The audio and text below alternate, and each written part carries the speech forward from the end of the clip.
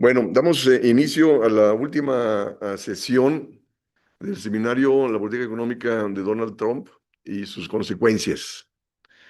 Y la última sesión está referida a la política de Donald Trump frente a los BRICS, donde al inicio hizo varias aseveraciones al respecto, pero últimamente ya no ha venido diciendo nada, ¿no? Se ha concentrado más en torno a sus preocupaciones de que China no le hace caso, que es difícil de negociar. Bueno, entonces en esta última sesión participará el doctor Roberto Valencia de la Facultad de Economía, la doctora Isabel Osorio Caballero, también de la Facultad de Economía, y el doctor Jorge Eduardo Mendoza del Colegio de la Frontera Norte. Al término de cada exposición se recibirán los comentarios y preguntas. Entonces damos inicio con la presentación del doctor Roberto Valencia. Muy buenos días, muchas gracias, doctor Huerta, por la introducción y por la invitación. Un gusto compartir la mesa con la doctora Caballero, doctor que nos acompaña del COLEF. Y voy aquí a compartirles mi presentación.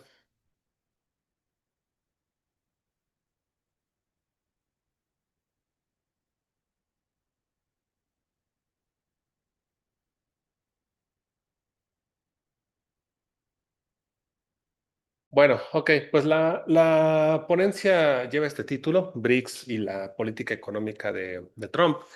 El objetivo de la plática es presentarles un panorama sobre la coyuntura de cómo se encuentra la dependencia entre Estados Unidos y los diferentes BRICS, con la idea de detectar los posibles efectos de las iniciativas de Trump en materia de comercio internacional. Entonces, para ello, les voy aquí a compartir una serie de datos que espero nos ayuden para esto. Bueno, como contexto, pues ustedes saben que este grupo como tal, llamado BRICS, pues fue etiquetado en 2001 por Jim O'Neill, donde originalmente teníamos a Brasil, teníamos a Rusia, a India y a China, que dado su potencial de crecimiento económico, se veían como economías emergentes que podrían tomar una participación relevante dentro de la producción mundial.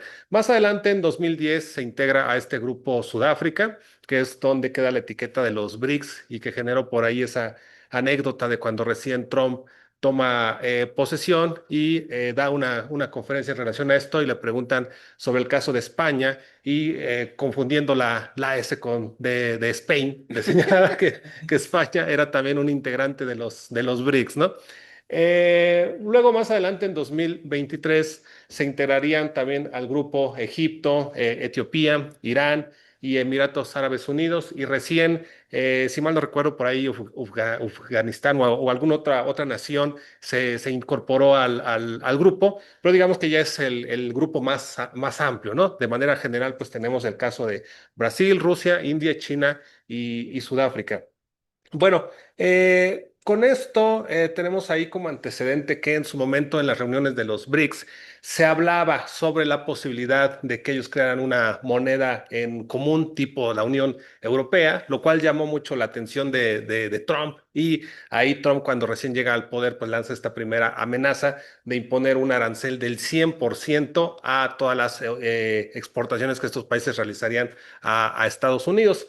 A lo que quedó ahí, hasta ahora, pues como bien apuntaba el doctor Huerta, pues ha venido desvaneciendo y en la última reunión que tuvieron los cancilleres de estas naciones en abril del 2025, se apuntaba o se buscaba o se generaron estos compromisos para que hubiera un mayor volumen de operaciones entre las mismas naciones, mayor comercio internacional entre ellas, pero todas con la moneda local, dejando de lado un tanto ya esa idea de poder crear una moneda única, ¿no? Sino más bien tratando de apuntalar estas operaciones entre ellos. Pero ¿qué tan relevantes son para la economía? Aquí ustedes pueden ver la evolución del PIB desde 2001, cuando se crea o se etiqueta al grupo.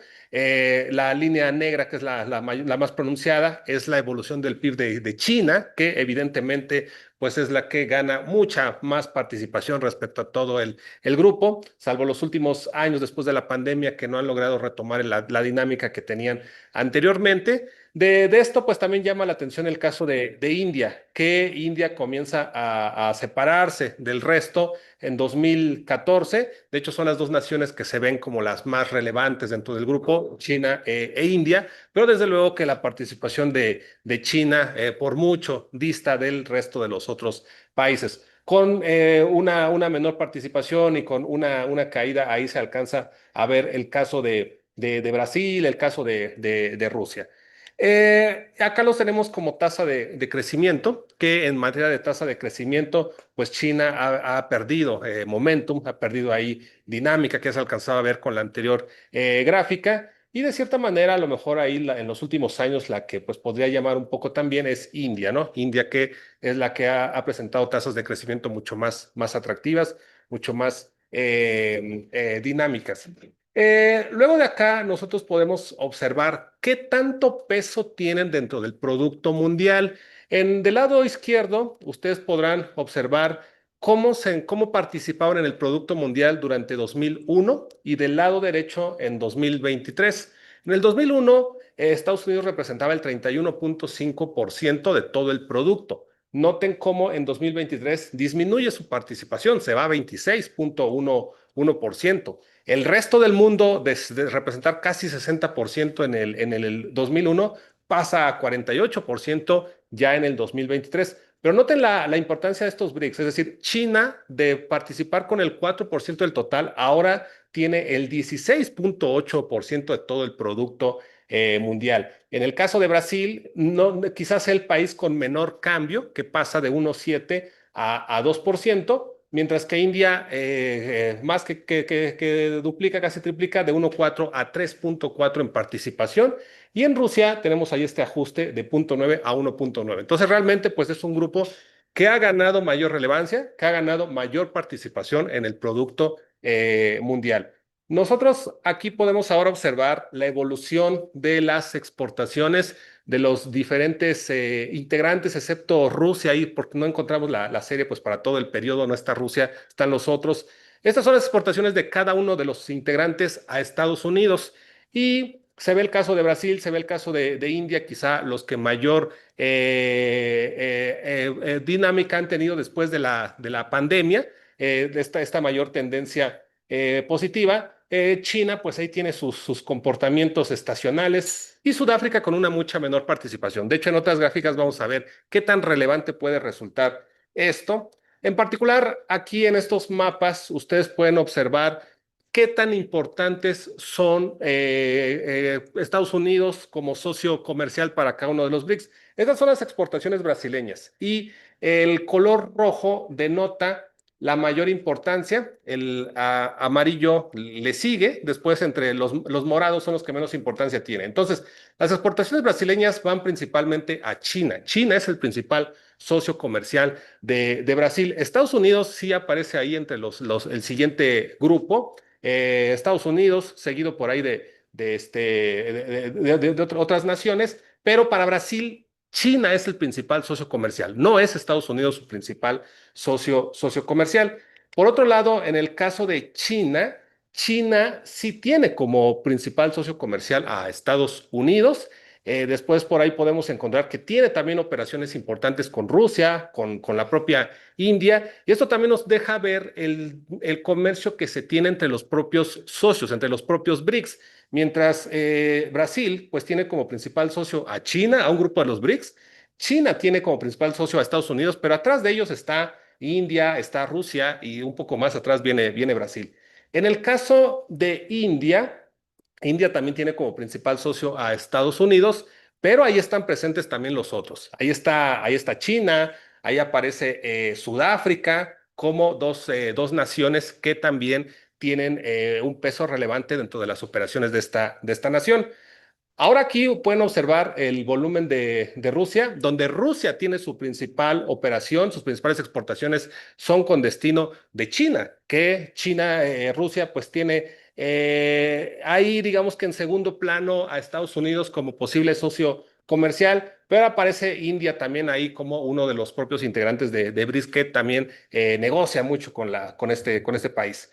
Tenemos ahora Sudáfrica, que Sudáfrica principalmente su negocio se da con China, a quien principalmente le exporta es a esta nación. Realmente tiene poca operación con Estados Unidos. Digo, estas gráficas, estos mapas nos pueden dar una idea de qué tanta dependencia o tanto volumen de comercio tiene cada una de las naciones con Estados Unidos y con ello pues darnos una idea sobre los posibles efectos. Ahora, si lo vemos desde Estados Unidos pues tiene su principal socio con quien le exporta, pues es a México, es a Canadá, y tiene desde luego también ahí aparece China, aparece ya en el segundo plano Brasil, la India, pero la mayoría de operaciones de Estados Unidos están de este lado, están con México, están con propio Canadá.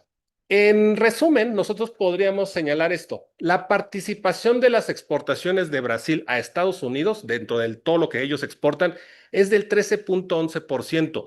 No tienen a Estados Unidos como su principal socio comercial. China, el 12.94% de sus exportaciones se va a aquel país, mientras que India se va el 20.66%, Rusia 0.85% y Sudáfrica 13.52%. Realmente de estas naciones, solamente China e India tienen a Estados Unidos como el principal socio comercial. Pero noten algo distinto respecto a nuestra realidad. Nosotros, más del 80% de nuestras exportaciones van a ese país. Acá no podemos señalar que sea el principal, o bueno, vamos, en términos proporcionales es el principal socio, pero no quiere decir que si pierde este socio se ve tan afectado como lo que nos pasaría a nosotros, que es perder a este socio comercial, ¿no? Ahora, pues, para ir aquí rematando, les muestro el comercio que hay entre estas naciones. Estas son las exportaciones chinas al grupo del lado izquierdo y las exportaciones de India del lado derecho. Y aquí lo que podemos observar es la mayor exportación china a Rusia en los últimos periodos, aunque pues aquí aparece India ahí como uno de los que más participación tiene. No obstante, pues noten que los valores realmente son pequeños, o sea, lo más estamos ahí hablando de 3.5, 4%. En el caso de India, como ya observábamos, tiene mucha operación con China, aunque esto ha disminuido desde después de la pandemia, de representar más del 8% a tener alrededor de un 4%. Y del otro lado tenemos ahora aquí las exportaciones brasileñas del lado izquierdo y las de Sudáfrica del lado derecho. Y las exportaciones brasileñas tienen principalmente como destino China, algo que ya observamos en el anterior mapa, pero acá sí es un monto relevante. 30% de sus exportaciones se van a aquella nación, mientras que Sudáfrica también tiene como principal destino China, representando igual alrededor de un 30, bueno, un 25%, ¿no? En resumen, ¿qué es lo que tenemos? Bueno, los BRICS no son países dependientes de Estados Unidos como a lo mejor ocurre con nosotros, México, donde un gran volumen de nuestras exportaciones se van a aquella nación. Sí es cierto después que si a lo mejor nos metiéramos a observar el comercio triangular, es decir, muchas de estas exportaciones que realizan aquellos países, sobre todo China, pues llegan a México y después de aquí de México se terminan yendo a Estados Unidos. Ahí tendríamos que entrar ya a un análisis más de firma, pero visto así desde una perspectiva macro global, no podemos hablar de que exista esta dependencia, pues menos del 21%, el 21% es la mayor participación de la que hablamos en el caso de India, que comparado con lo que pasa con México, pues estamos muy distantes. Eso les da cierta autonomía, les permite generar un discurso más firme que el que México no tiene. México ha implementado una serie de políticas y sus discursos ha sido muy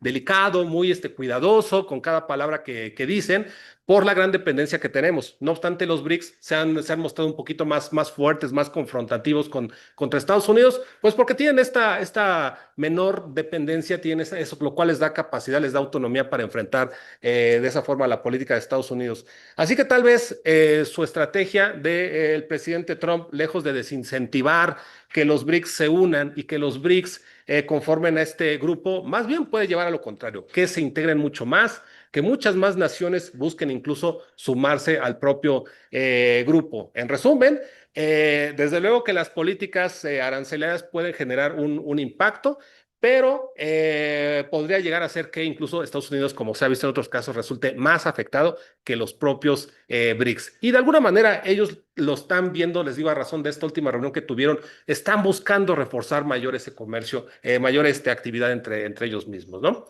Entonces, pues bueno, pues esto es lo que les quería platicar el día de hoy.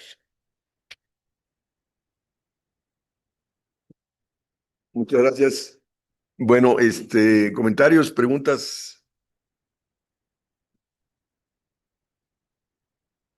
¿Tienes algún dato de Tendrías que, aquí?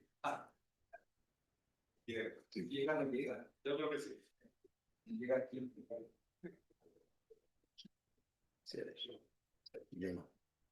Sí, mi pregunta era respecto a las estadísticas que presentas. No me fijé si presentaste información a cómo se está incrementando el comercio entre los miembros del BRIC. Porque eso, digamos, sería un objetivo de los BRICS, ¿no? En la medida que, pues, si tienen cierta independencia de Estados Unidos, cierta independencia yo lo llamaría, ¿no? Porque 20%, pues, si se te cae el comercio 20%, dependiendo de cuál sea el impacto en el PIB, pues está grande, ¿no? Pero digamos que tienen independencia. Pero lo interesante no sé si tú tienes datos de cómo ha crecido el comercio, es decir, entre Brasil y China, entre los miembros mismos del. Esa sería una pregunta.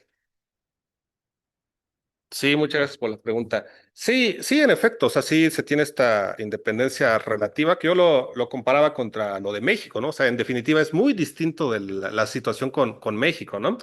Estos datos son los que acá tenemos. Por acá tenemos hasta el cuarto trimestre de 2024, que de cierta manera a lo mejor acá podemos observar. Estas son las exportaciones de China a cada uno de los BRICS. La verde es India, que ahí pues se puede ver a lo mejor que no hay gran cambio en el último dato. La que sigue es Brasil, donde pues bueno, no se alcanza a ver que sea producto de esta política. Tenemos una caída incluso ahí con Sudáfrica, Rusia. Yo creo que todavía no tenemos datos tan actualizados para a lo mejor hablar de eso. Quizá, exactamente, quizá en los próximos trimestres ahí comenzaremos a ver si realmente estas medidas provocaron una mayor integración en los BRICS o no. Lo que tenemos ahora, pues principalmente son estos discursos que se han dado, ¿no? Entonces, el último dato que tenemos es hasta el 2024, último trimestre, que ahí pueden ustedes observar. Incluso, pues más bien parece que la dinámica quizá obedezca más a una desaceleración mundial que a las propias políticas de los mismos BRICS, ¿no? Pero esos son los, digamos que los datos que tendríamos ahí sobre eso. Yo tendría un comentario. Esta cuestión del discurso de Trump de poner un 100% a los BRICS no es tanto a las exportaciones provenientes de los BRICS a Estados Unidos. Es un arancel de 100% si no usan el dólar en sus transacciones comerciales y financieras, porque los BRICS están promoviendo que las transacciones comerciales y financieras entre ellos sean en su propia moneda. Entonces, vemos que a Estados Unidos le preocupa que el dólar no sea utilizado, que el dólar no siga siendo moneda de curso legal internacional, porque eso le ha permitido financiar su déficit fiscal y su déficit de comercio exterior. Entonces, de ahí dice, aquellos que no utilicen el dólar van a ser sujetos a un arancel del 100%. ¿Justo para qué? Pues para seguir creciendo a costa de los demás, porque todo el mundo ahorra dólares o utiliza el dólar en sus transacciones comerciales y financieras. Sí, que esa es la causa. Ahora, Sí. y otra cuestión es de que a raíz de los aranceles que Estados Unidos está estableciendo a todos los países, eh, los BRICS pasan a representar una alternativa para los países afectados en el sentido de tener mayor cercanía o participar dentro de los BRICS, justo porque ahí no serían sujetos a aranceles en sus exportaciones.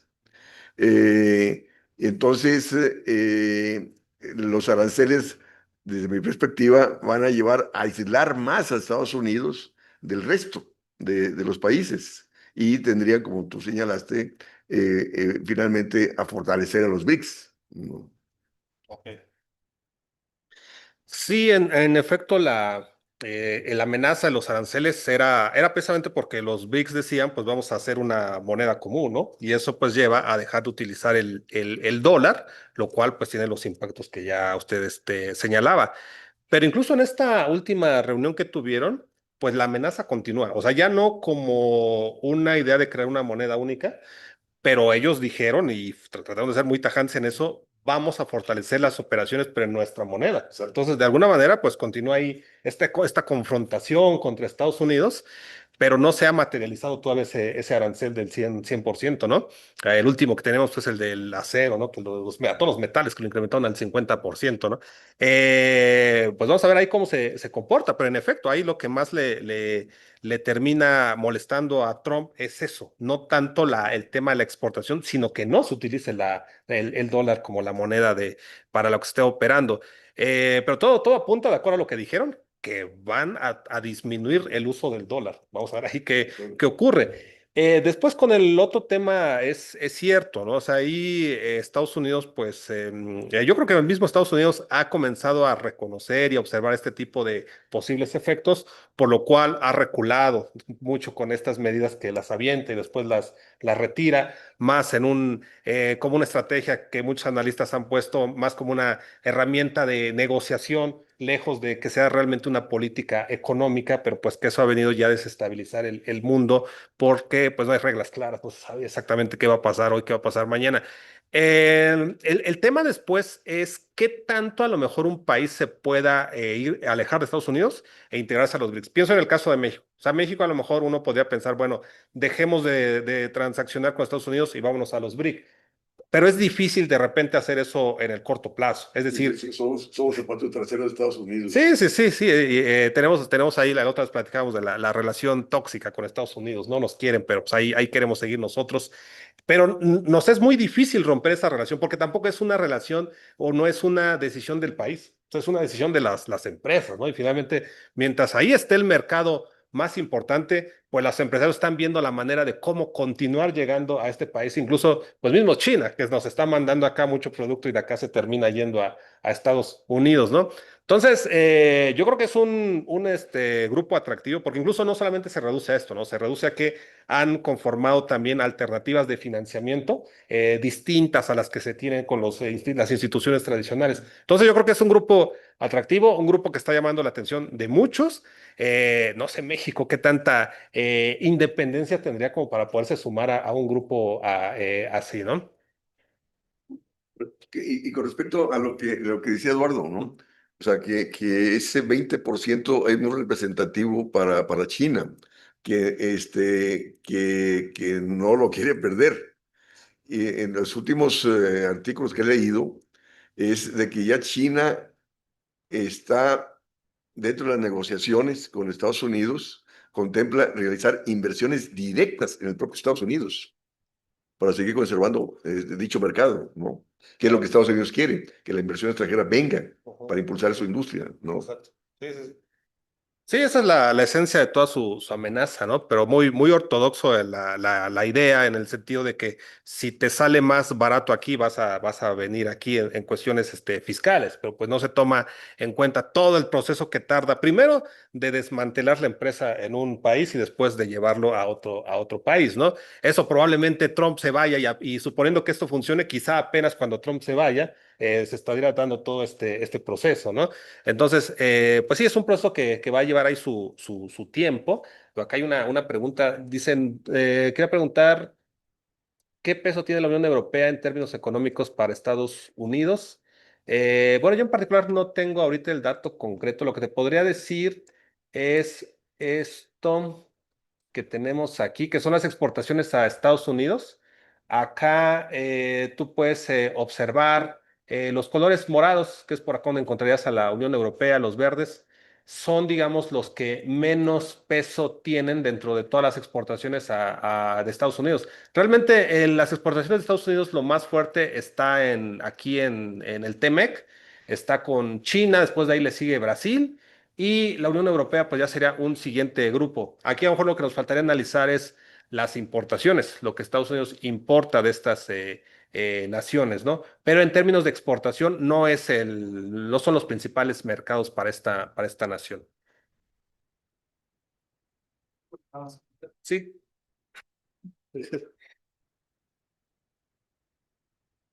Bueno, es nada más sí, es México, Canadá, China, y después los países que son importantes para Estados Unidos son en Europa, son Alemania e Inglaterra, Corea, pero sí hay que ver, es un buen punto de la pregunta, porque en conjunto sí es como un 20% de lo que estamos hablando. La Unión Europea, ese vínculo es grande, ¿no?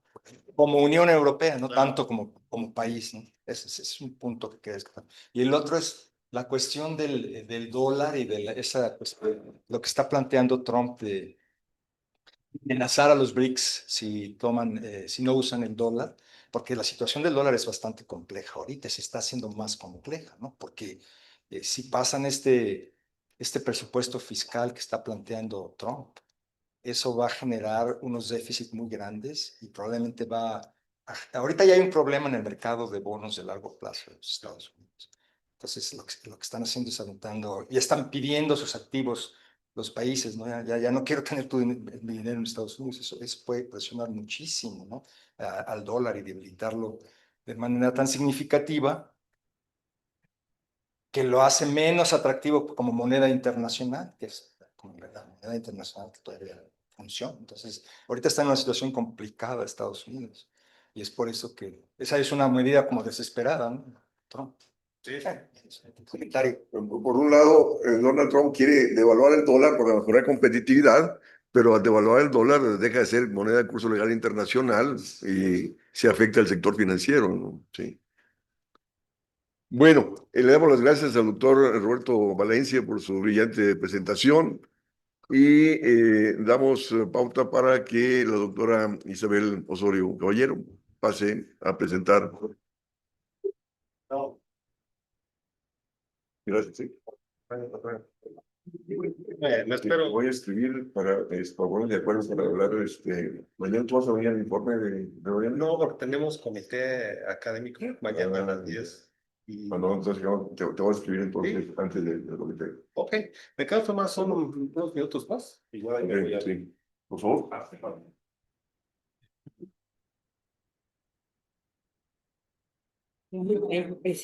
Sí, bueno, le damos el uso de la palabra a la doctora Isabel Osorio Caballero. Ok, bueno, así, ¿verdad? Ya se escuchó. Vale. Em, pues muchas gracias por la iniciativa, doctor Arturo Huerta. Gracias por la invitación. Y bueno, pues la verdad es que es un honor estar en el posgrado siempre y compartir con los colegas. El tema que, que planteamos, pues es muy contemporáneo, muy de vanguardia, hablar de los BRICS como yo te preguntaba, ¿no? En corto hace rato, y es como, los BRICS es una alternativa. Quiero abrir con una pregunta, sé que debería de dar más cosas, ¿no? Pero los BRICS es una alternativa para la situación en la que estamos ahora. Y yo creo que pues no está claro si sí o si no. Ya el doctor Valencia explicó, perdón, no traigo presentación, ¿no? Lista, pero daba algunos datos, ¿no? De cómo funcionan las exportaciones y también voy a regresar a la lámina donde comentabas, Roberto, cómo el periodo de integración de conformación de los BRICS, ¿no? Entonces sí, fue un momento en el que O'Neill le puso nombres. Eso creo que es importante recalcarlo porque no es como que dijeron nos vamos a integrar, o sea, Si seguimos la teoría de la integración económica, como en estricto sentido, no es que dijeron nos vamos a integrar, como lo hizo, por ejemplo, la Unión Europea con la CECA a los 50 o cuando lo hizo la Alianza del Pacífico, ¿no?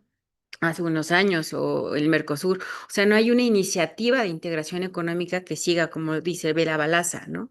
Allí, o sea, fue justamente O'Neill el que dijo, pues vamos a, mira, estos grupos se parecen, tienen algo en particular y entonces le vamos a llamar los BRICS, como también puso los PICS en su momento, que eran como otros, ¿no?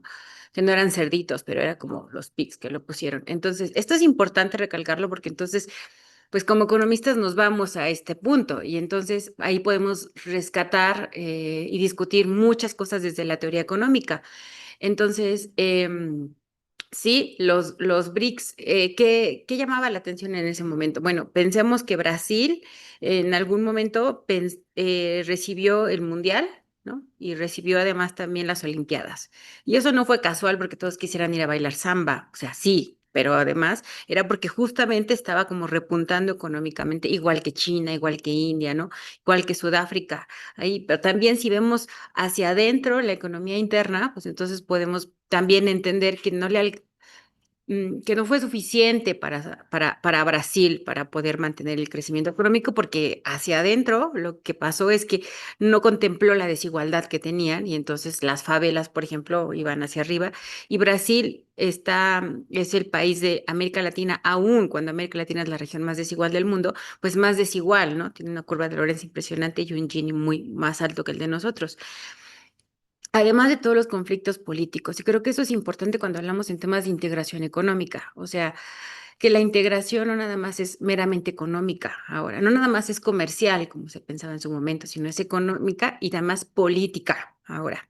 Y creo que eso es más en línea con la pregunta que nos invita al seminario, y es, ¿qué está pasando ahora con la era de Trump? Y ¿es meramente económico lo que estamos negociando? Y creo que la respuesta es no, tan así, que como mencionaba el doctor Valencia, los BRICS, que eran en su momento Brasil, Rusia, India y Sudáfrica, se han ampliado, ¿no? Y ahora son los BRICS Plus, en donde, bueno, ya no tengo tu lámina, pero el 23 se incorpora Arabia Saudita, Emiratos Árabes, Egipto, Etiopía, Indonesia e Irán, pero además hay 9 países asociados y es importante ver como quiénes son, ¿no? Entonces está, por ejemplo, los que se incorporaron, pues son países, aquí hay, si consideramos todos, ya son 3 potencias bélicas las que tenemos con los BRICS más uno. Si además consideramos que hay 9 países asociados, es Bielorrusia, Bolivia, Kazajistán, Cuba, Malasia, Nigeria, Tailandia, Uganda y Uzbekistán, ¿no? Ellos, digamos, todavía no están en pleno uso de todo lo que implica como miembro pleno, pero ya están ahí. Entonces, tras la crisis financiera también del 2009, los BRICS lo que representan suman 3.300 millones de habitantes, ¿no? Este es el peso de los BRICS, 40% de la población mundial y su PIB conjunto supone el 37% del planeta, ¿no? China, como bien lo apuntaba Roberto, aporta el 19%, India un 8%, mientras que Estados Unidos y la Unión Europea, que fue en línea con la pregunta que hicieron, rondan el 15% cada uno, ¿no? Según los datos del World Economic Forum. Sí, si se incrementa, porque esa es la idea de la integración económica, es como ir más fuerte, si se incrementa, el bloque ha incrementado la fortaleza en el comercio de materias primas, como refleja el caso del petróleo, que eso es también lo que implica que esté Arabia Saudita y Emiratos Árabes. Controla la mitad de la producción mundial y un tercio del consumo, ¿no? En este sentido, ¿qué es lo que pasa en esta guerra comercial que mantiene Trump? Y es en la reunión pasada de abril, que fue justamente en Río de Janeiro, ahí bueno, lo que yo identifico, esto lo traigo a discusión con ustedes, y es que hay como 2 posturas dentro de los BRICS, ¿no? O sea, por un lado está India, que es una economía bastante fuerte en crecimiento, pero que el presidente de India va y se reúne en febrero con Trump y entonces le dice que son súper amigos, que le cae muy bien, que su política de hagamos América grande otra vez, que a él le gusta, que eso es lo que quiere para India, ¿no? Y se toman la foto ahí. Pero por otro lado está Lula, que Lula está, pues, está empujando justamente los BRICS, porque eso es importante en la teoría de integración económica desde el punto de vista político, y es quién es el líder de ese grupo. Entonces, por ejemplo, Brasil fue del Mercosur por mucho tiempo y esto fue muy importante, si lo recordamos, pero cuando Brasil empieza a decaer y entonces ya empieza a perder fuerza y todos los problemas políticos que llevaron incluso a Lula a la cárcel, ahí, entonces Mercosur pierde poder y entonces la Alianza del Pacífico sube, ¿no? ¿Qué pasa ahora? Pues que ahora la Alianza del Pacífico se quedó en stand-by, que creo que es el problema de fondo de América Latina, que no hemos logrado integrarnos pues a todos los intentos que han estado ahí, ¿no? A la de Mercosur, CAN, CARICOM, bueno, ¿no? Todos teníamos esperanza con la Alianza del Pacífico, 92% del PIB, 92% de libertad de aranceles al primer año, es como muestra de esta voluntad de vamos a abrirnos, ¿no? Entonces está como el país, el presidente de India y por otro lado el presidente de Brasil. Entonces, si los dos están dentro de los BRICS. Entonces, lo que dice el presidente Lula es, vamos a poner, ¿no? Vamos a usar una moneda diferente al dólar. Y esto fue lo que enervó a Trump. Entonces, Trump dice, ¿no? Que es es muy visceral, pero además creo que eso ya podemos saber que así funciona, ¿no? Desde que mandaba sus Twitter y decía que las guerras comerciales eran fáciles de ganar, incluso para el país que las iniciaba, lo cual, señor Trump, creo que eso Abraham Lincoln, que sabía un poquito menos, que tenía mejores asesores económicos, lo entendió en su momento. Dice Brasil, vamos a poner, ¿no? Vamos a usar la misma moneda en común, vamos a hacer una moneda en común. Y Trump reacciona, ¿no? ¿Qué es lo que dice el presidente? Porque además esto también es importante en términos de política, y es que en esta reunión que hacen en abril, no bajan los presidentes, no bajan todos los presidentes, ¿no? Bajan muchos ministros y primeros ministros y todo, incluso Xi Jinping no baja. O sea, él va a recibir ahorita, o recibió, no recuerdo bien, a Lula ahí, y Lula ahorita se acaba de reunir con Macron en Francia, justamente para buscar relaciones con la Unión Europea, pero no baja Xi Jinping, de hecho ni siquiera baja el primer ministro de China, y entonces también esto es una muestra de decir, bueno, sí nos importa, ¿no? Pero luego vemos. Y creo que esto nos regresamos a los fundamentos de la teoría de la integración económica y entonces no hay ni siquiera una zona de libre comercio, que es la primera, que está asignada, no hay nada reconocido ante la OMC. Entonces, no hay, ¿qué representa esto? Al final es la institucionalización del comercio, porque entonces tú son los compromisos que tú ejerces. No hay un compromiso como tal, como sí lo tenemos, por ejemplo, con el Telecam, con el Telecan en su momento, con el TEMEC, que además también nunca hemos firmado un siguiente nivel de integración, siempre nos quedamos quedando en el primero. Entonces, aquí en los BRICS no hay justamente como una firma detrás. Entonces, cuando esto también creo que es una respuesta, el hecho de que no bajen los presidentes, porque entonces si lo que quieren es que sea más fuerte los BRICS y que sea justamente un contrapeso para Estados Unidos, pues no es tan fuerte el mensaje, ¿no? En términos, si lo viéramos como económicos, si Estados Unidos sería el perdedor o no, pues marca la teoría que todos pierden, ¿no? Con el proteccionismo, o sea, unos pierden más, otros pierden menos. Lo que he leído de los que saben, los que han hecho estimaciones ahí, es que sí perdería Estados Unidos, que sería el mayor perdedor, porque ocasionaría un resquebrajamiento del comercio mundial y daría lugar a un aislamiento comercial, a un aislamiento comercial, reagrupamiento de bloques comerciales antagónicos, ¿no? India y Rusia por un lado, China, Brasil y Sudáfrica por el otro. O sea, y esto creo que es importante porque entonces es como el mismo problema de América Latina. O sea, y que lo dijo en su momento cuando lo dijo Ollanta Humala, cuando firmaron la Alianza del Pacífico, dijo, solos vamos más rápido, pero juntos vamos más fuerte. Y creo que eso es justamente el mensaje de la integración. Y no lo ha logrado América Latina y los BRICS. Si tiras así, por un lado, India y Rusia, y por otro lado, Brasil, China y Sudáfrica, entonces no vas a poder hacer el contrapeso que necesita la región. región. Y entonces caes en esta guerra comercial en donde todos pierden, pierde Estados Unidos, pero perdemos también nosotros, ¿no? Y bueno, y los BRICS también van a perder. Entonces, ¿qué es lo que quería como comentar respecto al tema de la moneda? Y es, digo, creo que estoy segura que Arturo Huerta sabe mucho más que yo de temas de política monetaria, pero creo que los BRICS no tienen las condiciones para en el corto plazo manejarse con una moneda única para ellos, ¿no? O sea, creo que no la tienen. Creo que lo que podría, ¿por qué? Porque, bueno, uno, hay un bajo flujo comercial intrarregional, o sea, entre los países, entre ellos, los ciclos económicos de sus miembros no están sincronizados y además de todas las cuestiones estructurales que marca la política monetaria. Pero creo que una alternativa que sí se podría explorar podría ser el sistema de pagos de la Asociación Latinoamericana de Integración, la LADI, que tienen, ¿no?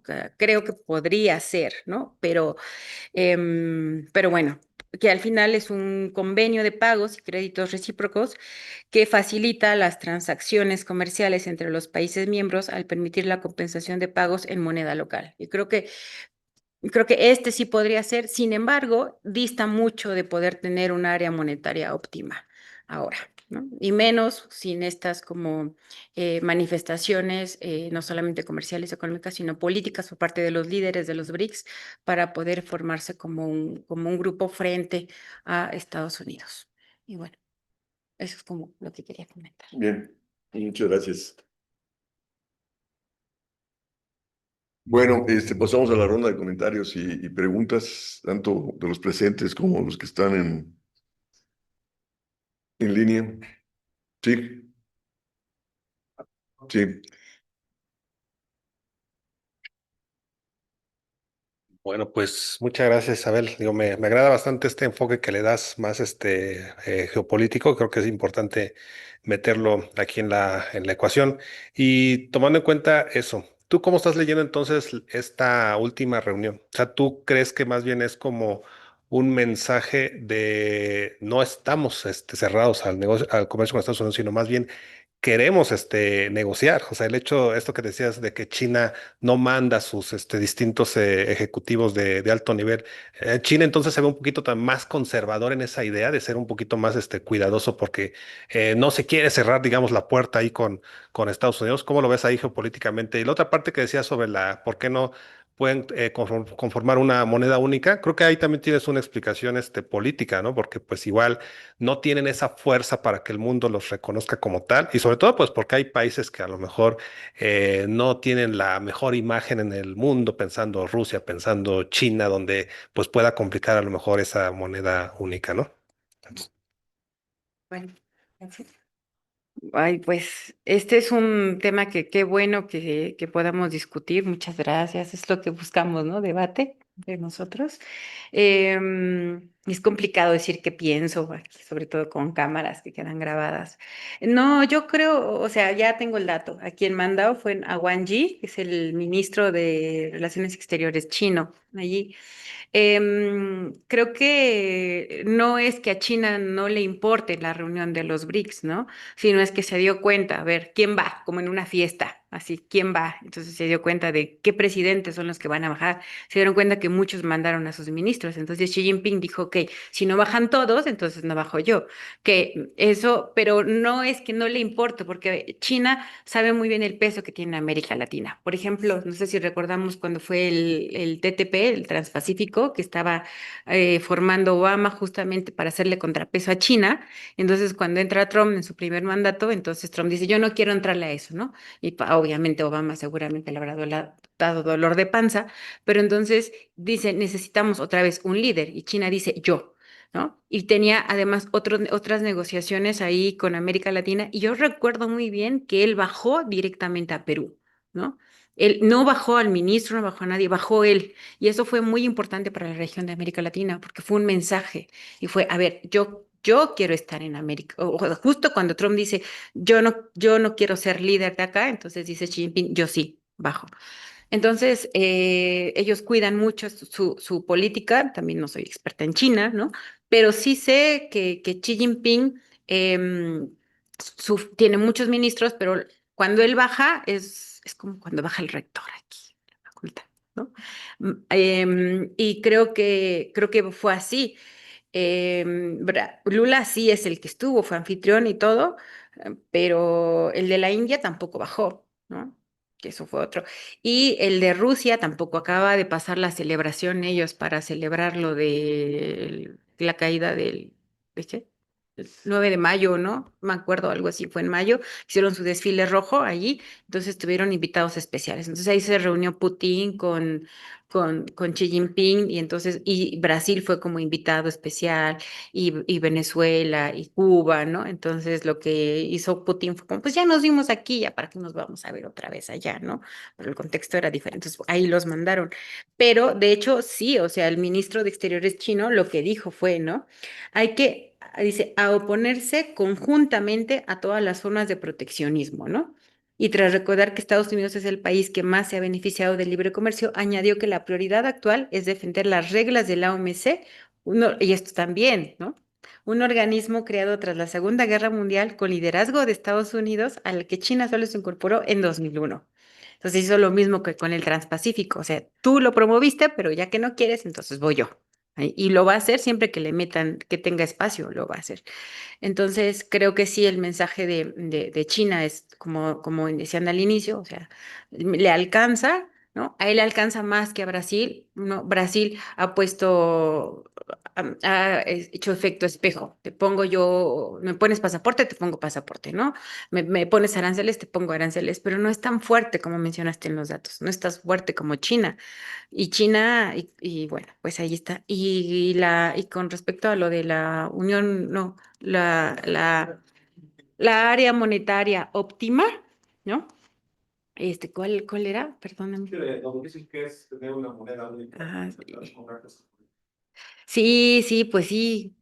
Mm, es como cuando Cataluña quería independizarse de España y entonces le dijo a la Unión Europea, yo puedo salir y usar, usar el euro si me lo permiten. Y entonces el Banco Central Europeo dijo, híjole, sí, o sea, la comunidad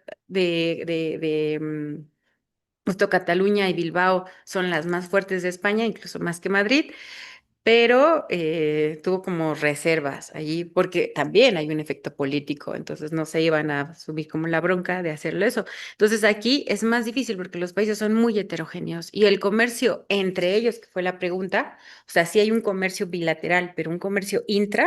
Ahí es poco y tampoco hay, no nada más como esta formalización de una zona de libre comercio al menos, sino aún antes, ¿no? Tampoco hay ni siquiera zonas francas para comercializar entre ellos.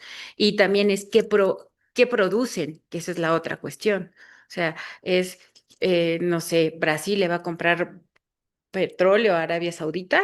Mm, es complicado porque además también entra todo lo demás que son costos de transporte. Y entonces no, si checáramos como el flujo de los barcos, no se dan entre los países de los BRICS, lamentablemente, ¿no? El comercio, como bien apuntabas, va justamente hacia los socios grandes, ¿no? La Unión Europea en su conjunto o Estados Unidos aquí. Y Brasil manda como muchos de los productos hacia China. Sí,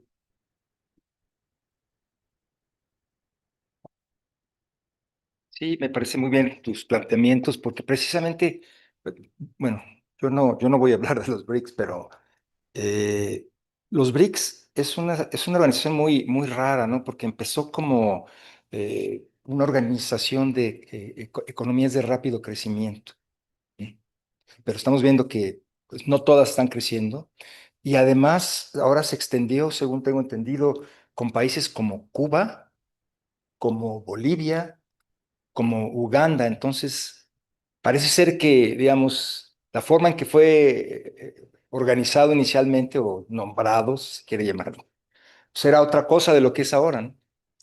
Y en ese sentido, con esa heterogeneidad que hay ahí de países, ¿no? Pues, están muy diversos, y con lo que tú ya bien señalaste de que, pues no es una organización que tenga reglas claras, ¿no? Multilaterales, porque hay acuerdos bilaterales de comercio, hay acuerdos de cooperación. Entonces, pues un poco es la idea, ¿cuál es el futuro finalmente? Más allá de que puedan hacer una moneda que lo veo pues, más complicado todavía.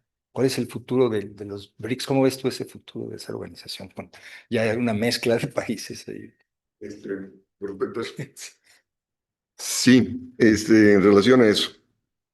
Sí, porque la doctora Isabel dijo, empezó con la pregunta, ¿son alternativas los BRICS para la situación actual? Y dejó entrever de que no, ¿no? Y yo diría que sí son.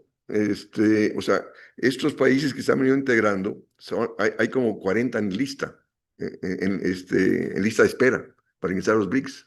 Y van a ingresar más y más. ¿Por qué razón? Porque, bueno, ante la posición de Estados Unidos de los aranceles, en la perspectiva de negociar bilateralmente con cada país para reducir el déficit de comercio exterior que Estados Unidos tiene con la gran mayoría de los países, va a orillar a muchos países, repito, a buscar otras opciones. Y los BRICS ofrecen una opción frente, repito, a Estados Unidos, el G7. ¿Por qué? Porque sí hay normas, ¿eh? En el sentido de hay mejores tratos comerciales y financieros entre los países miembros, tanto en que comercialicen con su propia moneda, es decir, no hay viabilidad de moneda única en absoluto. O sea, China no va a aceptar moneda única porque perdería, así como el fracaso de la Unión Monetaria Europea, ¿no? Que son países diferentes con una moneda única que los ha llevado al estancamiento a todos, ¿no? Inicialmente la economía victoriosa fue Alemania y terminó perdiendo en el momento en el cual los otros dejaron de crecer. Entonces, no hay viabilidad de monedas únicas, o sea, cada país tiene que tener su propia moneda, ¿no? Y financiarse con ella. Entonces, los BRICS te permiten realizar relaciones comerciales y financieras en tu propia moneda, ¿no? Es decir, China le compra Rusia le compra a China con los rublos, China acepta los rublos porque con esos rublos le compra a Rusia o invierte en Rusia, ¿no? Y entonces eso da gran facilidad a los países, repito, para flexibilizar su política económica y que su moneda sea aceptada en esas transacciones comerciales y financieras.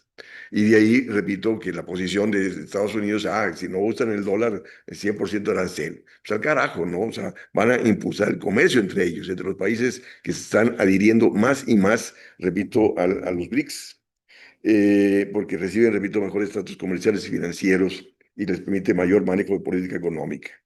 Y luego, ahí no concuerdo con tu posición de que todos pierden con el proteccionismo. Eso es una posición totalmente neoliberal, ¿no? O sea, China está en contra del proteccionismo. ¿Por qué? Porque ha ganado con el libre comercio, porque su productividad está por arriba de la media internacional y de ahí que es país superavitario con la gran mayoría de los países, ¿no? Pero si crecimos en los 40, 50, 60 y 70, tanto países desarrollados como subdesarrollados, fue gracias a las políticas proteccionistas, ¿no? Y si hemos dejado de crecer es justo por el libre comercio. Y no por nada que el propio Estados Unidos, que puso libre comercio, está con políticas proteccionistas. Y repito, hubo un seminario aquí hace 2 días en el posgrado donde estuvo Gurría de la Calle, y el Alfonso Guajardo, diciendo que no, que eso es temporal, ni madre, perdón. Los mismos demócratas mantuvieron las políticas proteccionistas de Trump en su primer periodo, ¿no? Es decir, hay una preocupación de parte de ellos de retomar el proceso de industrialización, y de crecimiento. Y luego también, en muchos países en desarrollo no tienen perspectiva alguna de seguir manteniendo el libre comercio porque los ha llevado a desindustrialización, a perder capacidad productiva, a perder crecimiento económico, perder generación de empleo, han caído en déficit de comercio exterior, en gran dependencia de la entrada de capitales y no tienen asegurada flujo de capital para seguir manteniendo el libre comercio y seguir financiando el déficit de cuenta corriente. Entonces, que las políticas proteccionistas se van a generalizar, no tengo la menor duda que se van a generalizar. Sí, porque hay una discusión que estuvo ahí en ese seminario hace 2 días, aquí en el posgrado, si había cambio de paradigma. Y lógico que va a haber cambio de paradigma, se está dando, ¿no? Ya no hay viabilidad para el libre comercio. Y luego, lógico, se dio la discusión esta entre, o sea, cómo Donald Trump está en contra del multilateralismo y está por el bilateralismo. ¿Para qué? Para imponer sus posiciones de fuerza, ¿no? Y entonces de ahí que, pues, lógico, ante la inviabilidad de la mayoría de los países de negociar bilateralmente con Estados Unidos, porque van a perder, ¿no? Repito, buscarán otras opciones. Y lógico, China está por el multilateralismo. ¿Por qué? Porque ha ganado con el multilateralismo, ¿no? Este, Ahora, y esta cuestión que señalabas que hay poco flujo comercial entre los BRICS, pero se va a ir incrementando conforme más países vayan hacia a los BRICS y que van a ir, no tengo la menor duda, ¿no? Repito, porque ante las posiciones proteccionistas o arancelarias por parte de Estados Unidos, van a buscar otras opciones de comercio que los podría ofrecer, repito, los BRICS. Aunque, repito, ante la desaceleración del comercio, de la economía mundial y del comercio mundial, los países para mantener condiciones de crecimiento tienen que retomar el crecimiento del mercado interno y tienen que retomar la sustitución de importaciones ante la inviabilidad de seguir financiando los débitos de comercio exterior por la caída de exportaciones, por la caída de entrada de capitales y que va a llevar a qué? A replantear toda la política económica predominante en nuestros países. Perdón. Pues es que tampoco podemos decir que no es una alternativa, pero tampoco, bueno, no sé, yo creo que no podemos decir que sí, porque la integración económica pues no es así en el corto plazo. Creo que al final es una cuestión de mediano y de largo plazo. Y sí sé que hay reglas, pero también sé que, o sea, si seguimos el ejemplo de cómo se formó la Unión Europea con todo y lo malo que pueda tener la Unión Europea, pero es el mayor ejemplo de integración económica con el que tenemos. Y entre eso y lo que lleva de los BRICS, creo que sí dista mucho todavía por hacer. Pero eso no implica que no pueda ser una alternativa, pero no creo que en el corto plazo y de manera inmediata. Son procesos, ¿no? Sí, y eso va a depender no nada más justamente de Trump, sino también va a haber pues, la voluntad política. Y bueno, pues la reunión de abril no mostró como justamente una mayor. Pero, repito, hay una lista de más de 40 países tratando de ingresar. Pues sí, pero también era lo mismo que estaba con la Alianza del Pacífico, ¿no? Pues había una lista de 52 y todavía siguen lista ahí los 52 esperando, pero ya no avanzó para más. Bueno, no sé, vamos a vivir con esperanza de que esto pueda ser una alternativa y que podamos estar en un mundo mejor y más justo. Bueno, le damos las gracias a la doctora Isabel Osorio Caballero por su participación y damos pie, perdón, a la presentación del doctor Eduardo Mendoza del Colegio de la Frontera Norte. Gracias por estar aquí. Sí, voy a poner la presentación, me voy a valer de un PowerPoint. Funciona este.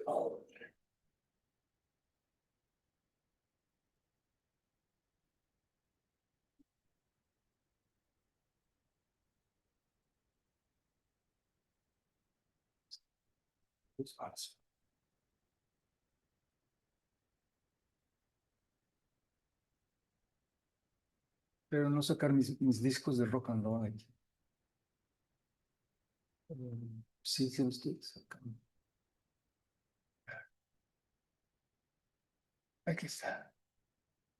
Bueno, pues buenas tardes a todos. Antes que nada, unas gracias al doctor Arturo Huerta por la invitación a este seminario.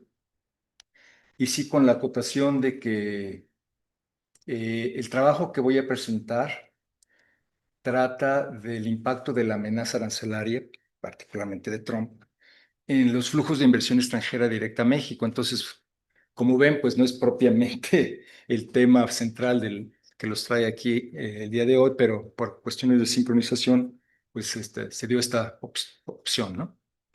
Eh, Como bien decía el doctor Huerta, vengo del Colegio de la Frontera Norte, del Departamento de Estudios Económicos, con mi investigación es más sobre economía internacional y economía regional enfocada a la frontera norte de México. Pero estamos tratando este tema. La segunda acotación es que lo vamos a tratar hasta el 2024 porque por alguna razón que desconozco, los datos del primer trimestre de la inversión extranjera directa en México, que ya deberían de estar porque el año pasado salieron en mayo, estamos en junio, pues todavía no están disponibles, ¿no? Entonces esa parte no la podemos analizar, pero ya nos vamos dando una idea. Entonces, voy a poner primero algunos datos. Esto, pues, yo generalmente hago econometría, no necesariamente. A veces hago análisis, digamos, ensayístico. Este tiene una combinación, pero sí hago un pequeño modelo, simplemente para ver el impacto, ¿no? Si realmente está impactando la incertidumbre en la inversión extranjera directa, y de qué manera y dónde, ¿no? Y si es de corto o de largo plazo. Entonces, pues voy a comentarles cosas que ya más o menos ustedes conocen. México alcanzó un récord de 36.872 millones de dólares en 2023, que es una cifra muy elevada. Contribuye la inversión extranjera directa al 2% del PIB, es bastante importante, sobre todo cuando estamos hablando de cómo desarrollar una estrategia de crecimiento más autónoma, más interna, eh, cuando requerimos pues, capital para llevarlo a cabo, ¿no? Eh, hay algunos ejemplos de desarrollo tecnológico, pero ya depende más de la absorción, del tipo de empresa que haya, ¿no? Y del tipo de actividad. Lo que sí sabemos es que México sí se ha hecho un centro logístico para exportación hacia los Estados Unidos, particularmente en el sector automotriz, la exportación de carros y de autopartes, y el sector electrónico en cierta medida, ¿no? Además de otros manufacturas importantes. Bueno, pues Trump viene amenazando a México desde 2015, cuando quería ser presidente por primera vez de los Estados Unidos. Tiene una agenda proteccionista, como decía el doctor Huerta. Realmente él tiene la idea de hacer una cosa como de sustitución de importaciones para países desarrollados, una cosa así. Es decir, lo cual, pues, mi opinión es que se puede dar hasta cierto punto en sectores que son tecnológicamente avanzados, ¿no?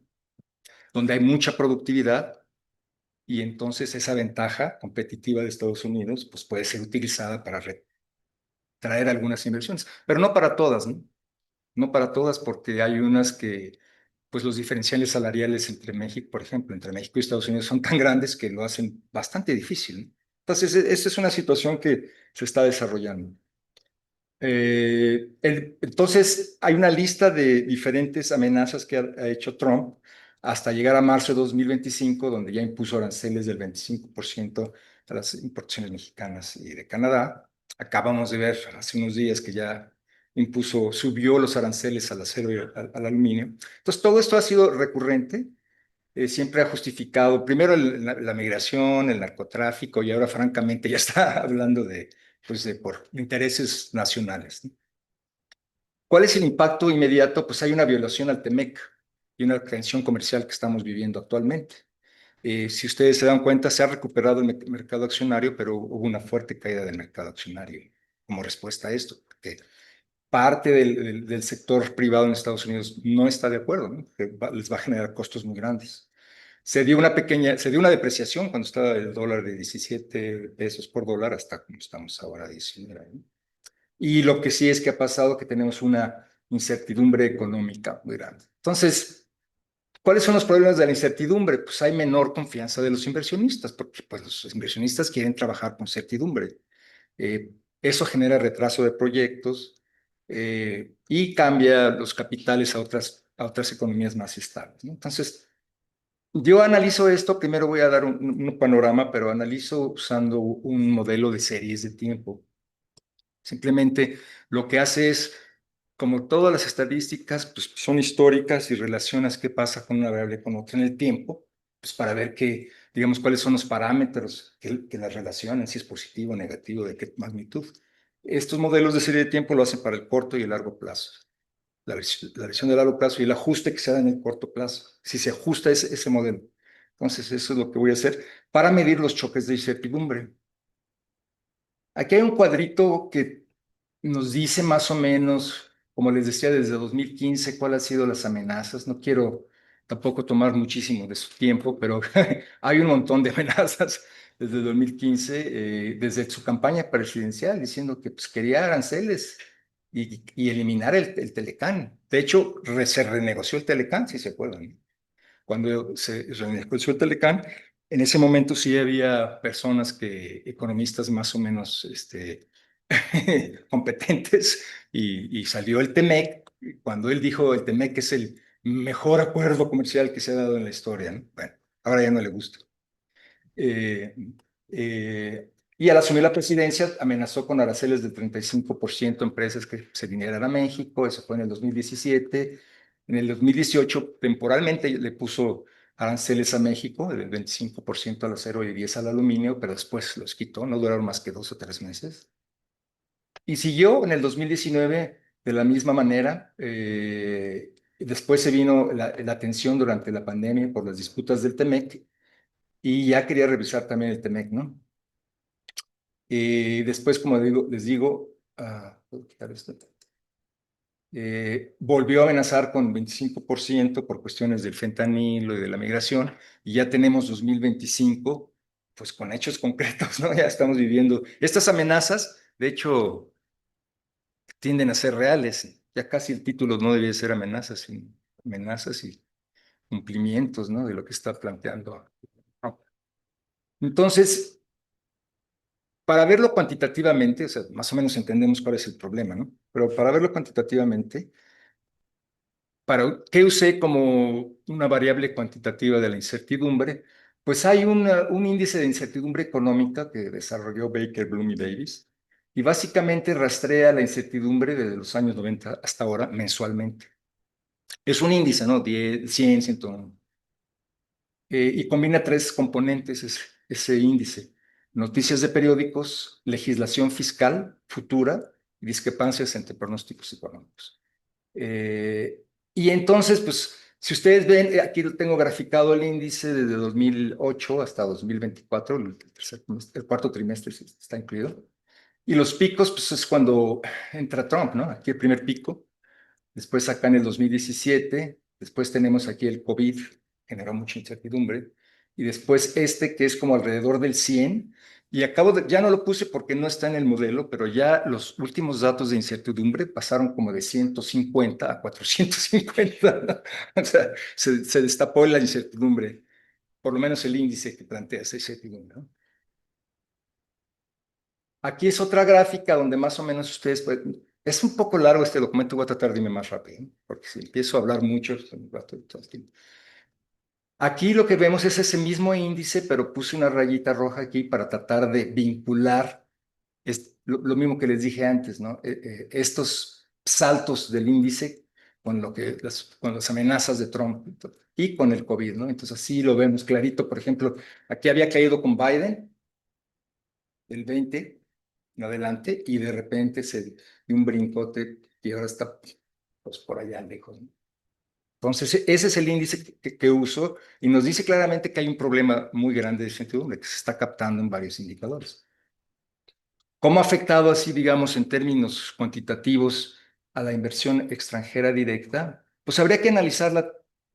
Se divide en 3 partes la inversión extranjera directa. Las nuevas inversiones, pues, que son las que están llegando, los flujos que llegan.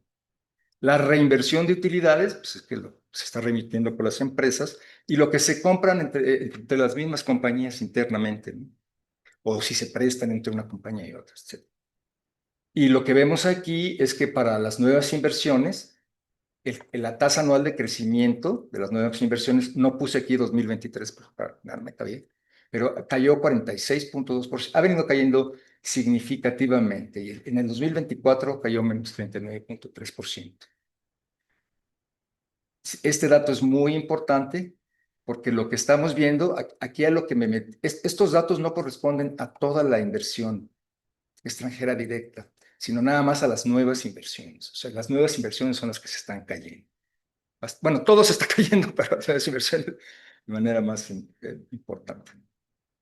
Esto es otra forma de verlo, pero es más o menos lo mismo. O sea, no lo voy a repetir porque es más o menos lo que sí se ve es que generalmente las reinversiones pueden ser más estables, ya que las empresas pueden reinvertir el capital en lugar de sacarlo, ¿no? Es obvio. Entonces, es tan importante.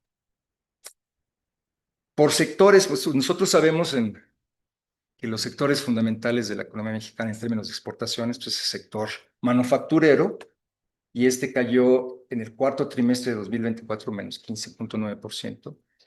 Y dentro del sector manufacturero sabemos que el subsector de equipo de transporte, que es donde están los carros y las autopartes, Este cayó 567% las nuevas inversiones.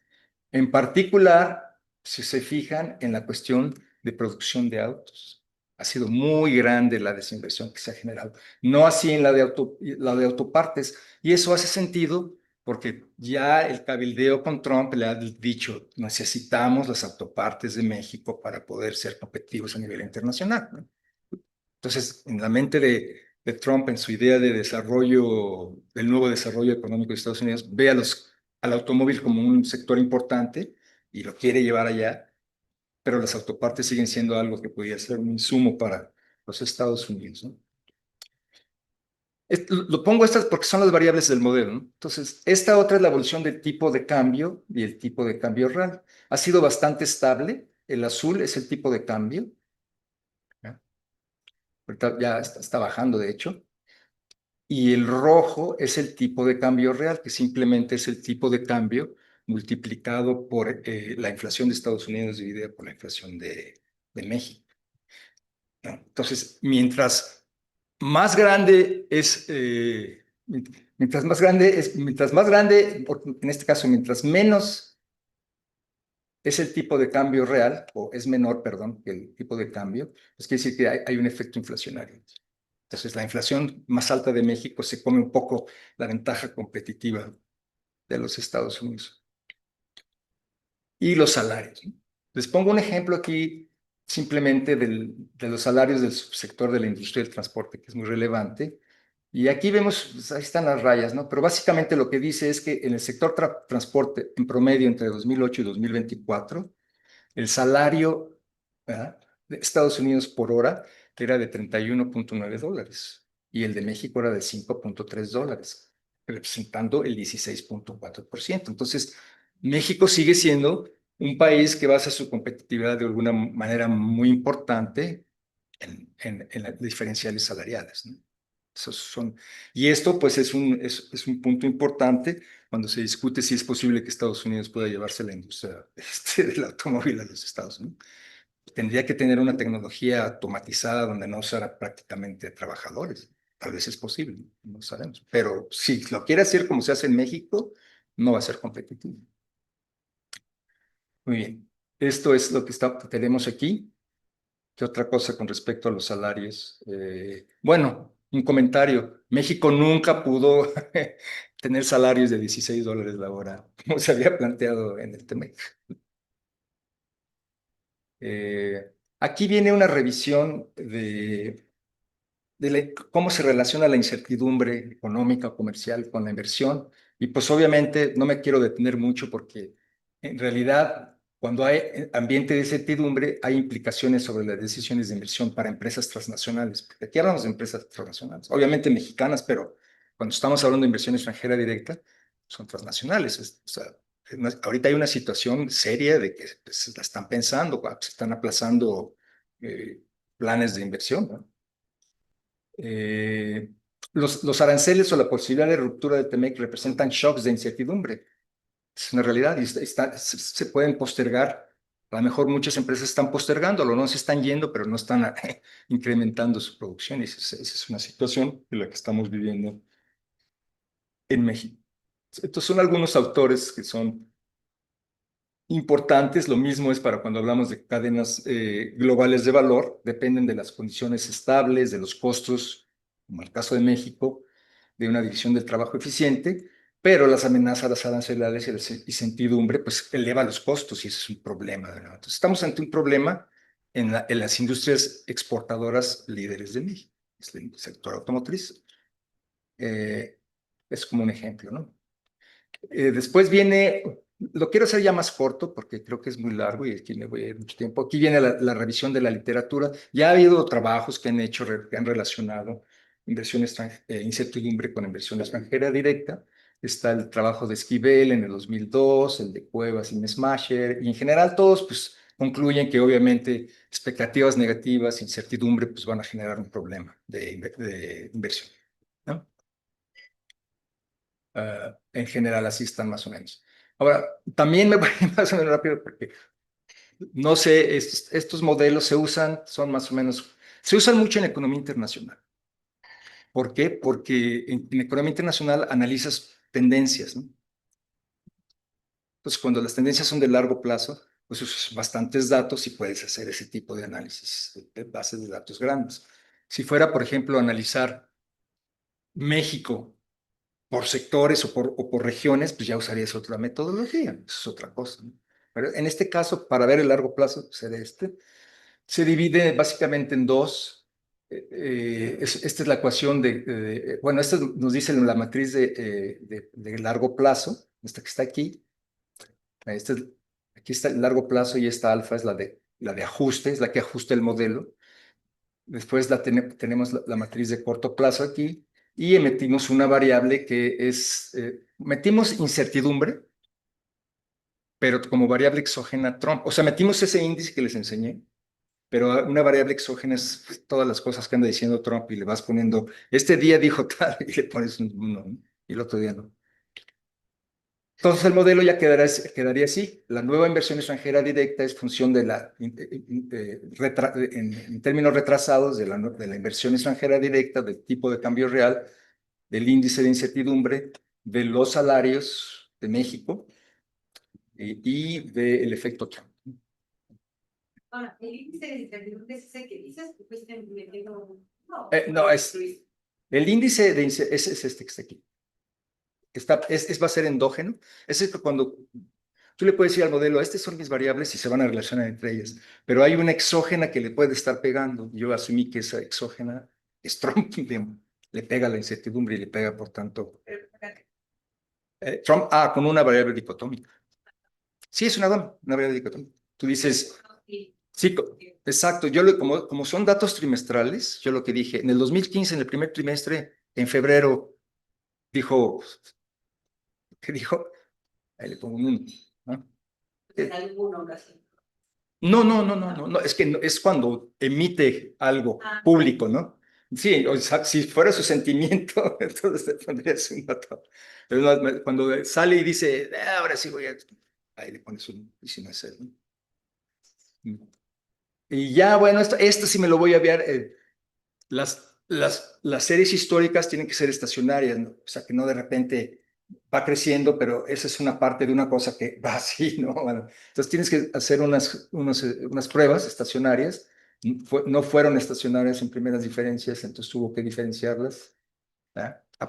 Perdón, en niveles y se diferenciaron en primeras diferencias. Después tienes que ver si realmente esas variables, tipo de cambio, incertidumbres, todas juntas se cointegran en el tiempo. Y hay dos ecuaciones que dice que se cointegran, es la prueba de Johansen. Y entonces ya con eso puedes sacar la relación de corto plazo y el ajuste. Entonces lo que nos dice es esto, que el tipo de cambio es positivo, ¿verdad? Como esperábamos. El índice de incertidumbre es negativo, o sea, que más incertidumbre, menos inversiones, y más salario, menos inversiones, también es negativo. Y lo interesante aquí, bueno, aquí es el ajuste, porque es como es como, ¿qué pasa cuando una perturbación en esa serie? Pues se mueve así, pero ¿cómo se ajusta? ¿Qué es lo que le hace que se ajuste? Pues son las mismas variables del modelo, y lo que nos dice es que todas tienden a ajustar el modelo, pero la que más lo ajusta es la nueva inversión extranjera directa. ¿Qué quiere decir? Que el tipo de cambio tiende a ajustar al equilibrio de nuevo. Si, por ejemplo, hubiera una devaluación muy grande, pues eso ajustaría otra vez la inversión para arriba, ¿no? Pero lo que se ve aquí, bueno, lo que me salió, y ustedes saben que a veces hacer econometría es más, no a veces, siempre es más complicado que digamos, hacer reflexiones, porque las reflexiones, si tienen lógica y puedes probar más o menos en realidad, pues son aceptables, pero en la econometría te salen cosas raras, ¿no? Y así es. Pero no es rara, simplemente lo que dice es que todo esto sí ajusta el tipo de cambio, la incertidumbre y los salarios, pero de mayor medida, como ven, este número es menos 38. Se ajusta muy fuerte. Es la misma inversión, se ajusta a la misma inversión, la nueva inversión. ¿Qué quiere decir? Que básicamente, aquí me falló, que el capital extranjero es muy reactivo a las condiciones del entorno macroeconómico que está. Si hay un mal entorno macroeconómico, salen, pero si hay un buen entorno macroeconómico, otra vez ajustan el modelo y hace sentido porque en el caso de México es una situación especial, a diferencia de los BRICS, ¿no? México está a un lado de Estados Unidos. Y hay una variable muy importante que no está en el modelo porque no se puede, no hay forma de meterle, es la distancia o los costos de transporte. Gravity, ¿no? Sí, en un gravity lo puedes, pero ahí tendrías que hacerlo ya a nivel de estados, como para decir, pues cuál es la distancia, cómo afecta regionalmente a México. Los de la frontera tienen más chance porque está cerca, los del medio también, los del sur ya no. Pero aquí es los datos, sí hay datos estatales, pero no para todas las variables. Entonces, es el problema. Para empezar, no habría de nuevas inversiones, eso nada más se la dan a todos, por sectores, pero no por estados. El índice tampoco es para el país, ¿no? Entonces, pues sí, eso es. Pero bueno, asumimos que los costos de transporte sí son una cosa muy importante para México, fundamental, y por eso se hacen carros en México. No se hacen tantos transistores ni cosas chiquitas, ¿no? Esas las mandan por avión. Hacen carros que van en trailers barato, cruzan por la área y están del otro lado. Entonces, eso es lo que salió. Después hay una cosa que es un shock. ¿Y cómo son los shocks? Pues la inversión extranjera directa refleja un componente inercial de corto plazo, o sea, cae. Con respecto al tipo de cambio real, pues es un poco, una mayor depreciación tiende a generar mayor inversión, estos picos aquí, aunque no es muy estable. Eh, un choque de un error estándar en la incertidumbre hace que crezca, perdón, caiga la nueva inversión extranjera directa en el corto plazo y luego tiende a subir. Y finalmente los salarios, pues también es un poco volátil, pero hay una tendencia a que sea un poco negativa, ¿no? O sea, es negativo el efecto, se ve desde 1 hasta 2, ¿no? Y el último punto de esta, digamos, parte cuantitativa es cuál es la participación de cada variable en el cambio de la inversión extranjera directa. La nueva extranjera, estos son por periodos. En un primer periodo, la nueva inversión extranjera directa se impacta a sí misma con un 100%, pero después va cayendo su impacto a lo largo del tiempo y van empezando a ser más importantes las otras tres variables que tenemos. Los salarios manufactureros llegan a participar con un 17%, o sea, y van creciendo paulatinamente. Son importantes los salarios manufactureros, el tipo de cambio real también. Y el índice de incertidumbre no salió tan importante, o sea, parece que ser que es un factor determinante, pero estructuralmente la economía mexicana, al tener un tipo de cambio favorable y un salarios competitivos, o sea, ya vimos que son 16% y representan el 16% de una hora de salario para un trabajador en el sector transporte en Estados Unidos. Pues son factores estructurales muy, muy importantes, ¿no? Entonces ya para ir, básicamente esto es una repetición de lo que ya dije, pues el estudio brinda elementos para comprender cómo la inversión extranjera directa en México responde a los choques de incertidumbre, como decisiones abruptas, aranceles de Trump y eventos globales. Bueno, esto no lo tomen en cuenta porque ya no metí la variable COVID.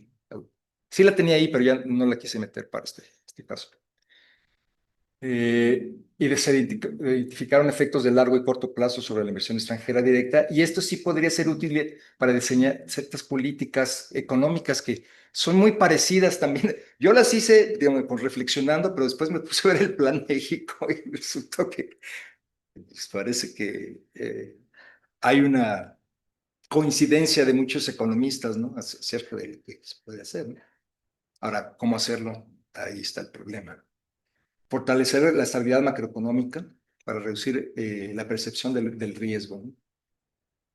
Diversificación de mercados, que es lo que tiene que ver precisamente con todo lo que platicaste tú anteriormente, ¿no? Como México, bueno, no se habló de eso, pero implícitamente ahí está, ¿no? ¿Podría México incorporarse a los BRICS y de qué manera, ¿no? Sabiendo que México está bien.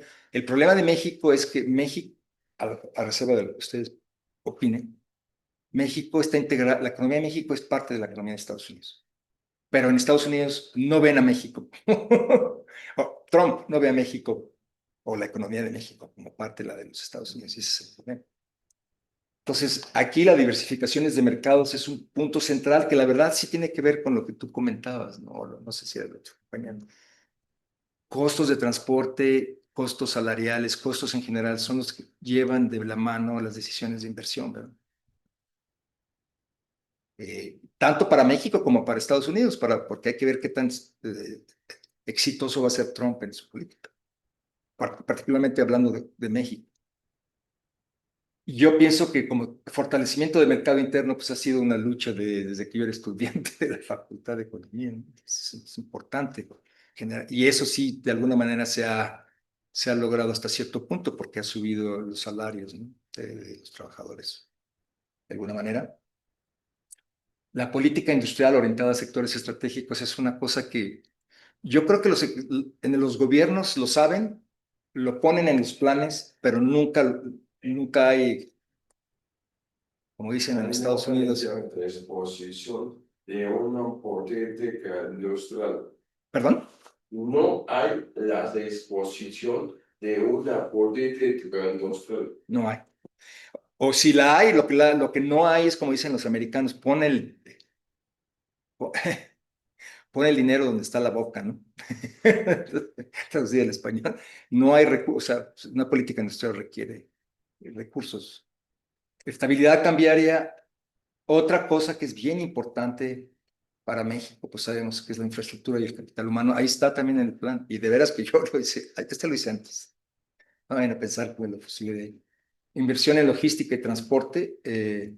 Pero el último punto que hay que mencionar, ahorita vivimos un contexto económico interno y externo complicado, ¿no? Entonces, llevar a cabo todas estas metas no está fácil, no está fácil, pero ese es el contexto. Y en este contexto, la inversión extranjera directa sí ha sido un motor importante de la economía y vamos a tener que empezar a vivir o a pensar en cómo manejar la economía, ¿no? Cómo revertir esta tendencia de los últimos 40 años. Como ven, no es nada nuevo, es otro enfoque diferente. Y ya hasta ahí lo dejaría. Bien, Bueno,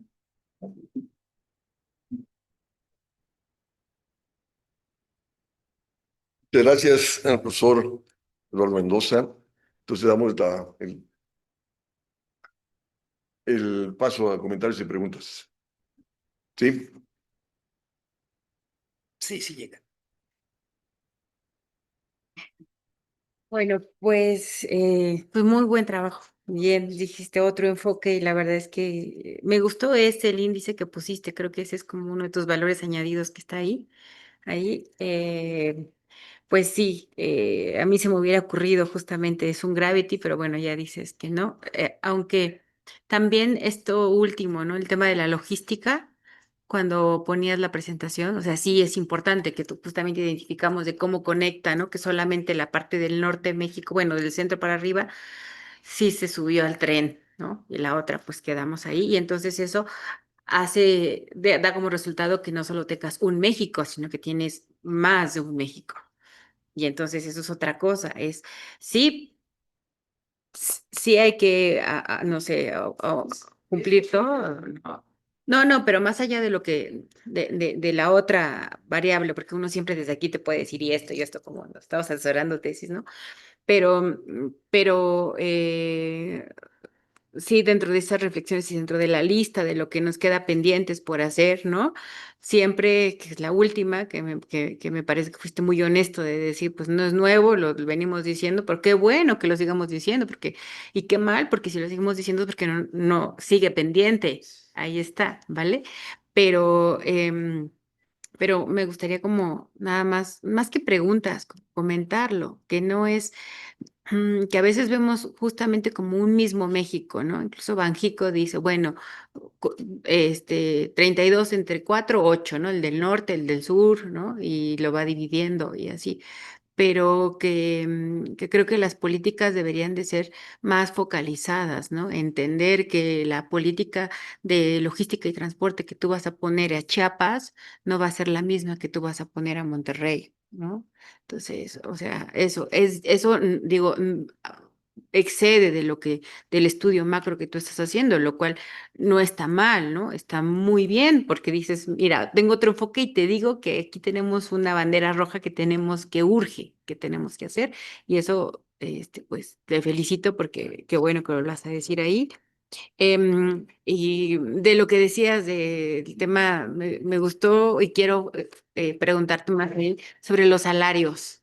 Ahí, porque tenemos el mercado laboral de México es complicadísimo, ¿no? Tenemos un porcentaje muy alto de informal y luego el formal, y luego, como bien apuntaste, en el TEMEC la regla era que íbamos a subir, ¿no? Los salarios no se subieron como pregunta, ¿no? ¿Qué pasó porque no cumplimos ese acuerdo? Porque eso estaba vinculado con un mayor valor añadido, ¿no? Íbamos, o sea, eso, si subíamos los salarios nos iban a permitir aumentar el valor añadido del contenido de la producción nacional que tuviéramos. Esa es una forma de generar valor en el comercio internacional. Pero bueno, no lo logramos, que está. Y entonces, con esto nuevo, o sea, ¿cómo funciona? ¿Cuál es el efecto? Es muy amplia mi pregunta, ya sé, pero lo que puedas decir está bien, lo valoro muchísimo dentro de la IED, con los resultados que tú tienes con este efecto Trump, dentro del mercado laboral, ¿no? Ahí está. Y bueno, pues felicidades. Sería, si hubieran estado los... Sí, obviamente aquí no se incluyó la variable de productividad laboral. O sea, y sí, obviamente la idea era que mayor valor agregado debería de permitir subir los salarios, ¿no? Porque son parte del valor agregado generado. Pero lo que se ha visto es que sigue siendo, aunque ha mejorado los salarios, estos son salarios tomados de la encuesta industrial mensual de la industria. O sea, que obviamente son salarios de la economía formal. No son los del IMSS, pero son formales. Y en este modelo, pues por los signos que salieron de los resultados de los coeficientes, pues si hubiera sido a 16.4, como se había acordado, en el sector en ciertas áreas del sector manufacturero, hubiera tenido un efecto negativo sobre la inversión extranjera directa. En el modelo, ¿no? Porque en la realidad tal vez habría que, para hacer un estudio sobre eso que tú estás, porque mi enfoque era básicamente qué le está pegando a la inversión extranjera, a la nueva inversión extranjera. Pero si quisieras ver el efecto que está teniendo el que no se hayan hecho, no se hayan dado estos compromisos de $16 la hora, tendrías que tener entonces también variables de valor agregado y de participación del salario en el valor agregado, para entonces sí saber si realmente es porque no quisieron subirle, simplemente están aprovechando el salario barato o porque ¿qué pasó? No hubo crecimiento del valor agregado, fue la misma participación. Si fue la misma participación siempre, de los salarios sobre el valor agregado, quiere decir que pues no crecieron porque no hubo mayor productividad, ¿no? Que quisiera crecer el valor agregado. Estamos en la misma. Pero ese ya sería, digamos, otro enfoque que sería interesante. Es bastante interesante qué pasaría en esa situación. Por lo que yo veo dentro de los modelos son modelos, ¿no? No es, al final de cuentas, sirven un poco. Sirven porque te enfocan un punto, ¿no? Y son malos porque todo lo demás no lo ves. Entonces, pero veces, entonces dentro de este mundo, pues sí afectaría negativamente. Gracias. Bueno, yo tengo varios comentarios. Con respecto a la incertidumbre, ¿no? Es un elemento lógico, crucial, fundamental, ¿no? Eh, la cuestión, o sea, hablas tú del efecto Trump, ¿no? Si de hecho en Estados Unidos han caído las inversiones, porque los mismos inversionistas no saben la temporalidad misma de los aranceles, ¿no?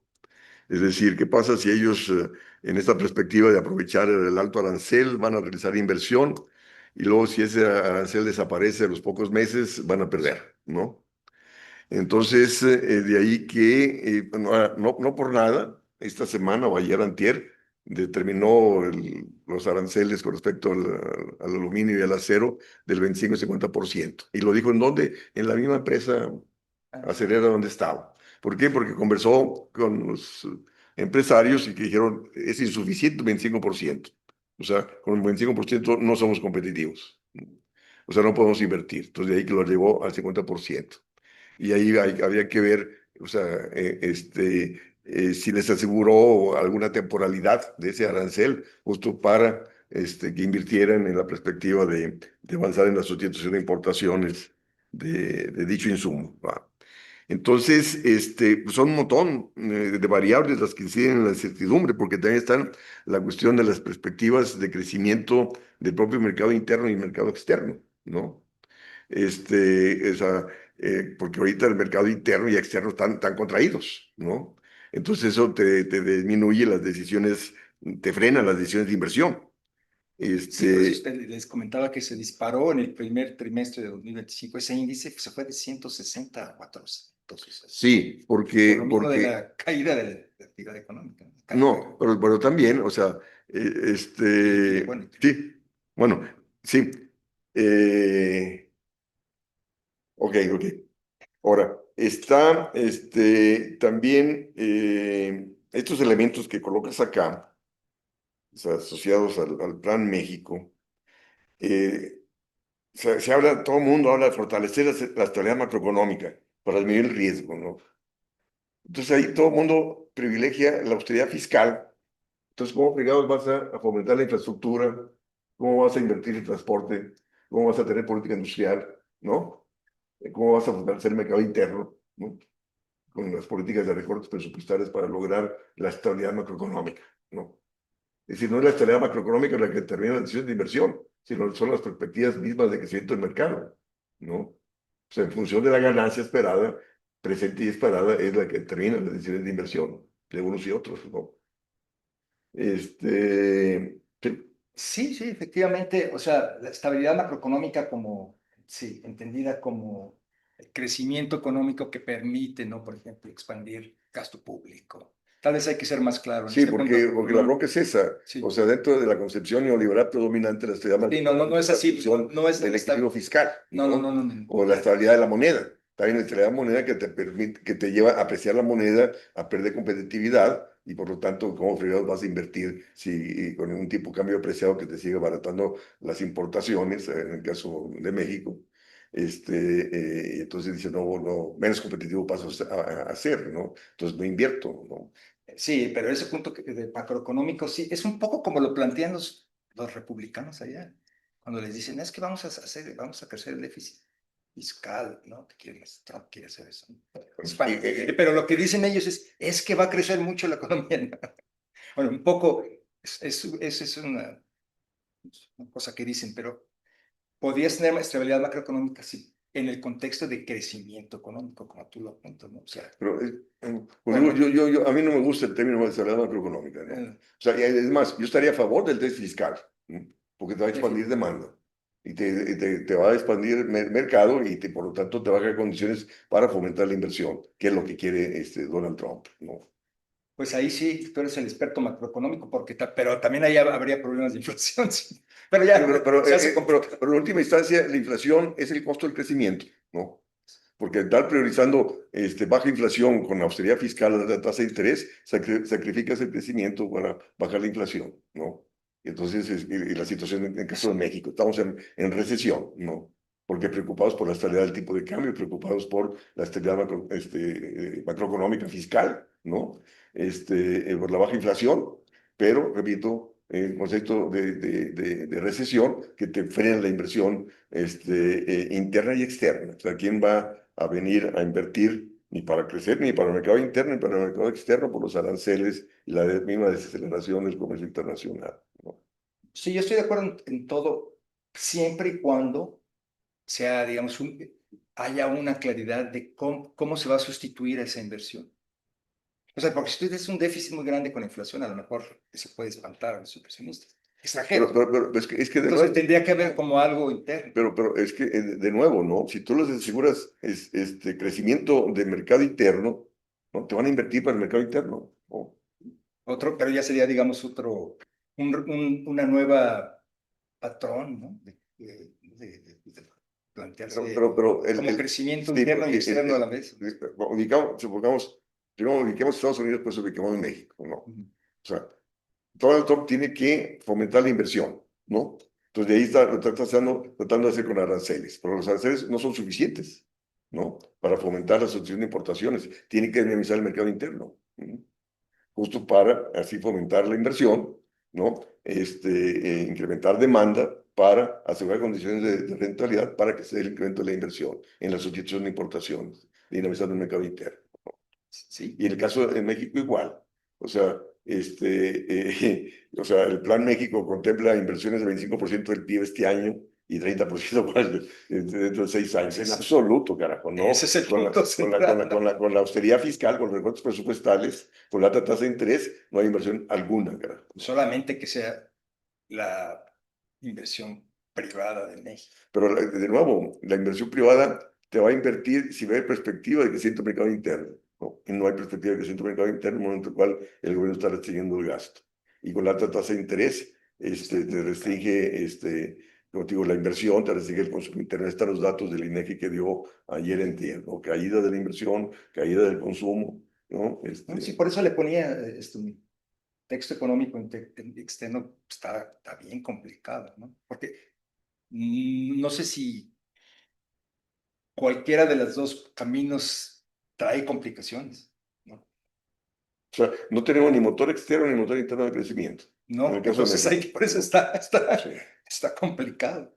Pero yo estoy de acuerdo, o sea, la parte, tal vez sea, sí, bueno, ponerle más bien, fortalecer el crecimiento económico. Sí, pero para Estoy de eso acuerdo. necesitas flexibilizar la política monetaria y fiscal y cambiaria, ¿no? Necesitas un tipo de cambio competitivo. Y eso entra en contradicción. Sí, está complicado, o sea, yo podemos estar, pero siento que la situación es complicada, ¿no? Para cualquier tipo de estrategia de No, crecimiento. pero más complicada si no modifica la política económica causante de esto. ¿No? Sí, sí.